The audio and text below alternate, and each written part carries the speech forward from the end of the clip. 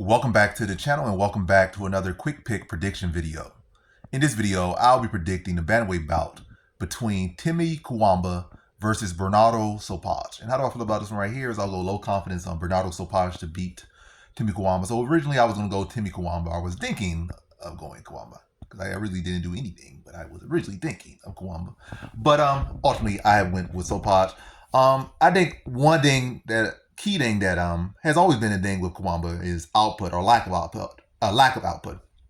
I feel like even his contender series fight, he low-key lost that fight. High-key lost that fight, but they gave it to him. His opponent, I think, outlined him about 67 significant strikes at like 40, and clearly was outworking him down the stretch as well. He might have been throwing heavier, but he was really landing a lot of shots. He was throwing with some intensity. He was missing a lot, especially down the stretch. And his opponent was landing busier, cleaner, more accurate, more effective. But, they gave it to him. Like the bright prospect. And now, like his fights, he dropped 2 losses, official losses, and they were to bigger guys like 45ers really. So he wouldn't lose to like smaller guys. So that's why I lean like Sopaj is a smaller guy. He really might be a flyweight in build, but he's fighting at bantamweight.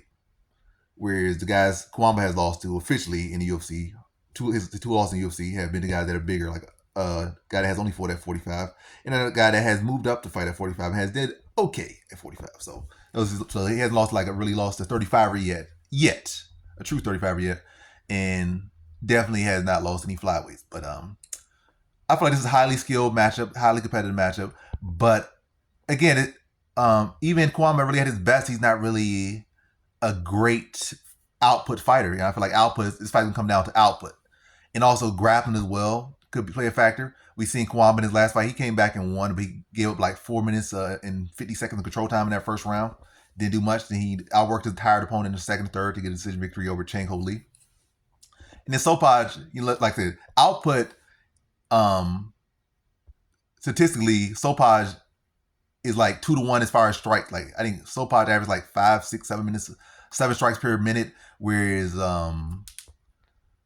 Cuamba averages like 2.54 strikes per minute. So his output's not that high. And then when we look at his fight in the UFC, in particular in the roster, I think the most strikes he landed in a fight is like 40, or significantly like 40, and total like 60. So he has a very low output, especially for a guy fighting at a lower weight class at 35. Sopaj is very active, very skilled, well-rounded. Both guys are well-rounded fighters.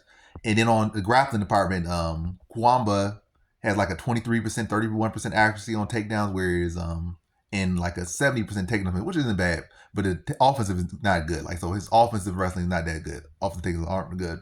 But Sopaj is more around. He has like a 71%. He has a 73% takedown accuracy, and he has like a 71. So both of his takedown and defense is takedown offense, takedown defense is in the 70 percentile. So he's proven to be effective with his grappling, offensively and defensively inside the UFC.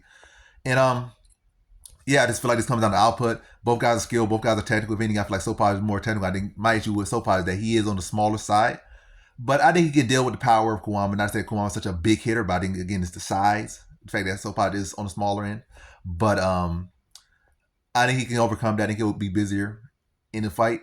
I think he has his own power that Cuamba has respect as well. And then on top of that, I think he will have the one who will have the grappling threat. Not to say it's going to be such a huge threat, but in a fight that can be close and competitive, I'm leaning to the guy that has more output. I'm leaning to the guy that will more likely have the wrestling output. And I think that's clear that if this is grappling this fight, it will favor Sopaj. I think pretty clear based off their competition levels and their success rates and stuff.